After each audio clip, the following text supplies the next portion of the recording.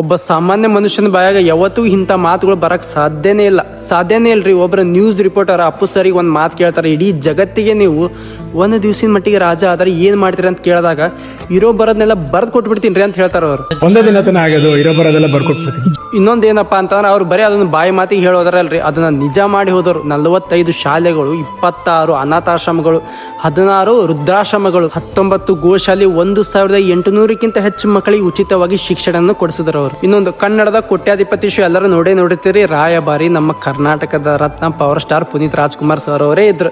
ಅದ್ರೊಳಗೆ ಏನಾದ್ರು tough question ಹಾಕಿರ ಲಾಸ್ಟಿಗೆ ಶೋ ಮುಗಿದ ಮ್ಯಾಗಲ್ಲ ಟಫ್ ಕ್ವಶನ್ ಹಾಕ್ಬೇಡ್ರಿ, ಬಡವರು ಬಂದಿರ್ತಾರ ಗೆಲ್ಲಕ್ ಆಗಂಗಿಲ್ಲ ಅಂತೇಳಿ ಅವ್ರು ಬೈತಿದ್ರಂತ ಶೋ ಮುಗಿದ ಮೇಲೆ. ಮತ್ತು 10,000ಕ್ಕೆ ಒಬ್ರವರು ಕ್ವಶನ್ಗೆ ಆನ್ಸರ್ ಹೇಳಕ್ ಆಗ್ಲಾರ್ದೆ ಸೋತ್ ಹೋಗಿರದಲ್ಲ ಅವರಿಗೆ ಅವ್ರ ಕಷ್ಟನ ಕೇಳಿ ಪರಿಹಾರ ಕೊಟ್ಟೆ ಕಳಿಸಿದ್ರಂತ.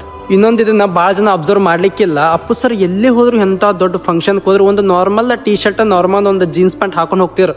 ಅದಕ್ಕೊಂದು ಭಾಳ ದೊಡ್ಡ ರೀಸನ್ ಐತ್ರಿ.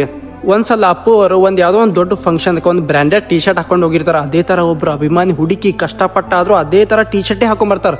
ಆ ವಿಷಯ ಅಪ್ಪು ಸರಿಗೆ ಗೊತ್ತಾದಾಗ ಅವ್ರಿಗೆ ಒಂದು ಗಿಲ್ಟ್ ಫೀಲ್ ಆಗತ್ತೆ ರೀ. ಯಾರಿಗೊತ್ರಿ ಆ ಮನುಷ್ಯ ಬಡವ ಇದ್ನೋ ಶ್ರೀಮಂತ ಇದ್ನೋ ಯಾವ ಥರ ಪರಿಸ್ಥಿತಿ ಒಳಗಿದ್ನೋ ಏನು ಸಾಲ ಮಾಡಿ ಹಾಕೊಂಬನ್ನೋ ಅನ್ನೋ ಒಂದು ಯೋಚನೆ ಒಳಗೆ ಅವತ್ತಿನ ಹಿಡಿದು ಇವತ್ತಿನ ತನಕನೂ ಅವ್ರು ಹಾಕೊಳ್ಳೋ ಬಟ್ಟೆ ಪ್ರತಿಯೊಂದು ಭಾಳ ಸಿಂಪಲ್ ಇರ್ತಾವೆ.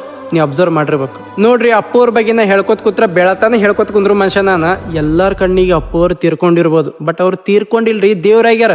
ದೇವ್ರಿಗೆ ಎಂದಾರ ಸಾಯ್ಬಿಡ್ತೈತೇನ್ರಿ? ಸಾಧ್ಯನೇ ಇಲ್ರಿ. ಮತ್ತೆ ಬಂದೇ ಬರ್ತಾನೆ ನನ್ ಸಲಾರ್.